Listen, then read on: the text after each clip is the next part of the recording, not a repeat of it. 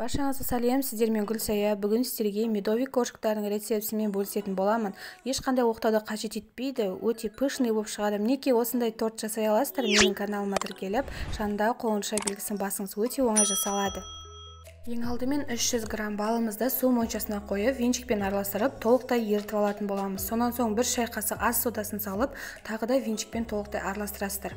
Балыңыздың табиғи болуы немесе дүкеннен болуы маңызды емес. Мен қазір дүкеннің балынан жасап жатырмын. Мінекей араластырып жатқан кезде осындай бізде реакция жүреді. Соданы салғаннан кейін толықтай тағы да араластырасыздар. Қоспамыз көпірі осындай реакция жүрген кезде бөлме температурасындағы сары майды салып, тағы да толықтай араластыратын боламыз. Венчиктің көмегімен осылай қолымызды алмай араластырасыздар. Мінекей осындай болып араласады, осы кезде біздің қоспамыз дайын болады. Енді бөлек таза ыдысқа 4 жұмыртқамызды саламыз және 1 шым тұз, 150 граммдай қантымызды қосып, миксермен жай жылдамдығынан бастап толықтай 2-3 есеге көтерілгенше араластыратын боламыз. Мінекей біздің видеода көріп тұрғандай осындай болып шығу қажет.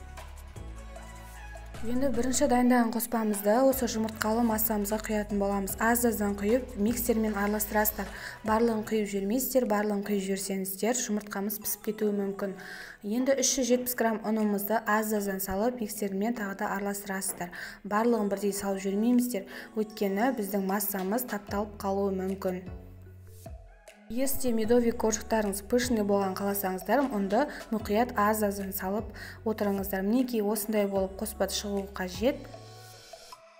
Енді пергамент қағаздарымызды осылай қиып дайындап аламыз және оның үстіне 1,5 ожау қоспамызды құятын боламыз. Егер сіздің пергамент қағазыңыздың сапасы жақсы болса, ешқандай май жағудың қажеті жоқ. Сонан соң осындай илектің көмегімен ұнымызды үстіне сеуіп шығатын боламыз. Молырақ себе беріңіздер, себебі қазір біз қолымызбен жайған кезде қолыңызға жабысып қалуы мүмкін. Мінекей осылай қолымызбен жайып, жаймен ғана форма жасайтын боламыз.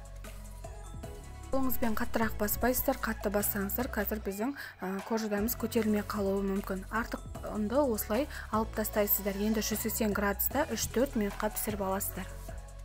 Мінекей менің коржиктарым пісті, өте керемет, дәмді, иісі деп пышный болып шығады. Міндетті түрде осы рецептпен жасаңыздар ылғида.